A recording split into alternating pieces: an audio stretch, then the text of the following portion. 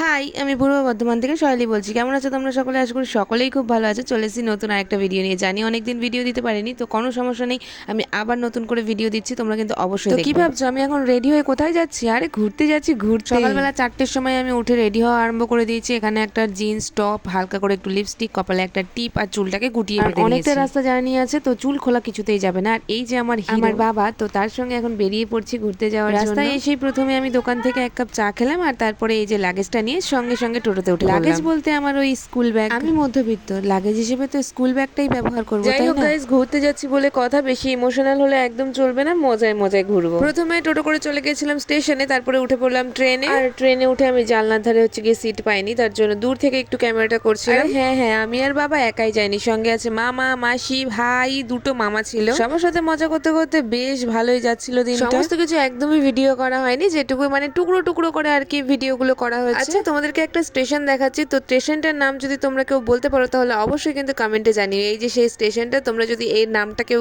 বলতে পারো তাহলে অবশ্যই কমেন্টে জানিও। আমি নামটা না জুম করছিলাম দূর থেকে, কিন্তু এই লোকটা আসছিল বলে আমি আর বেশি একটা জুম করি। বলতে পারলে অবশ্যই কমেন্ট করো। তারপরে একটা ট্রেন পাল্টে যখন আরেকটা ট্রেনে উঠবো, তখন আমাদের একটু খিদে খিদে পেয়ে গিয়েছিল, তাই জন্য এখানে বসে বসে আমরা মুড়ি খাচ্ছিলাম, মানে ঝাল মুড়ি। তারপরে আমরা নিয়ে নিয়েছিলাম আবার ঘুগনি মুড়ি। এটা পুরো মুড়ি মুড়ি ছিল। খাওয়া দাওয়া করেছিলাম এই যে বর্ধমান স্টেশনে এসে। এটা হচ্ছে গিয়ে বর্ধমান স্টেশন। জানি ভালো করে আর কি ভিডিও টিডিও করা হয়নি, অনেক পাবলিক গাইজ, জানোই তো তোমাদের এই ছোট্ট বোনুটা একদম ভিডিও করতে একটু লজ্জা টজ্জা পায়। তার মধ্যে আমাদেরই সব ফ্যামিলি মেম্বার, তাদের মধ্যে তো আমার আরোই লজ্জা লাগে। তোমাদেরকে বললাম যে টুকরো টুকরো করে কিছু কিছু ভিডিও নিয়ে রেখেছি, যাতে তোমাদের সঙ্গে একটু শেয়ার করতে পারি। দুটো ট্রেন পাল্টানোর পর আমরা এখানে ডাইরেক্ট বাসে চেপে পড়ি। বর্ধমান থেকে বাসে চাপি বাঁকুড়া যাওয়ার জন্য। আরে হ্যাঁ হ্যাঁ গাইজ, আমি বাঁকুড়া যাচ্ছি মাসি বাড়ি ঘুরতে। ইয়ে, প্রথমে যখন ট্রেন ছেড়ে বাসে চাপলাম খুব মজাই লাগছিল গাইজ। তারপরে কিছুক্ষণ যেতে না যেতেই এই যে আমার পায়ের অবস্থা দেখো কি অবস্থা হয়েছে, পাটা ফুলে ঢোল হয়ে গেছে না ক্যামেরাতে, বাট রিয়েলি সত্যি হয়েছে। চোখ মুখ সব একবারে ধুলায় ধুলারণ্য হয়ে গেছে। বাসে চেপেছিলাম সকাল 11টা সাড়ে 11টার দিকে,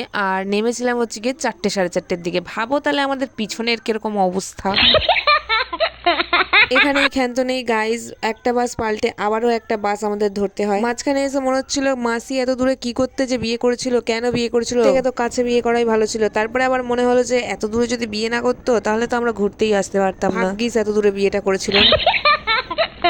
বাসে ওঠার পর পর আমার মুখটা একটু তাও চনমনে একটু উজ্জ্বল লাগছিল। এখন দেখো একেবারে পুরো তেনিয়ে গেছি, মানে জলজিরা ছাড়া তো আমার বমি বমি ভাব লাগছিল, তাই মুখের গোড়ায় একটা জলজিরা এনে রেখেছি। তোমরাই বলো এতক্ষণ বাসে থাকলে কি অধৈর্য লাগবে না? মধ্যে আবার খিদেও পেয়ে গেছে, তাই জন্য মানে আরোই ভালো লাগছে না। গাইস, যথা কষ্টে আমি পৌঁছে গেছি এখন মাসি বাড়ি। এই ব্লগটার হেডলাইন হবে রাস্তার ব্লগ। তো তোমাদের যদি এই রাস্তার ব্লগটা ভালো লেগে থাকে তাহলে অবশ্যই লাইক কমেন্ট শেয়ার করে দেবে। আর এই যে গাইস, চলে এসেছি বুনুদের বাড়ি, আর পাশে বসে এখন বুনুর সাথে আরামসে গল্প করছি। অনেকক্ষণ বাদে একটু শুতে পেরে যে আমার কি মজা লাগছে।